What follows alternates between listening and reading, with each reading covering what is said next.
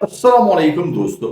Saudi हुकूमत की जानिब से तमाम इंडिविजुअल और कंपनियों के लिए एक लास्ट और फाइनल वार्निंग आ चुकी है।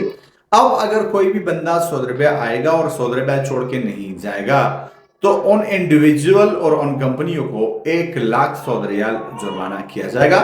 सारी डिटेल्स आपके साथ शेयर कर रहा हूँ। सऊदी हुकूमत की जानिब से उन तमाम इंडिविजुअल अफराद या जो कंपनी या इंस्टीट्यूट वगैरह है जो कि उमरा वीजा या हज वीजा इशू कराते हैं और बाद में उनके बंदे सऊदी अरबिया आते हैं या हज वीजा लेकर या उमरा वीजा लेकर और सऊदी अरबिया में हज परफॉर्म करते हैं या उमरा अदा करते हैं और उसके बाद सऊदी अरबिया छोड़कर नहीं जाते और वो लोग सऊदी अथॉरिटीज को रिपोर्ट नहीं करते।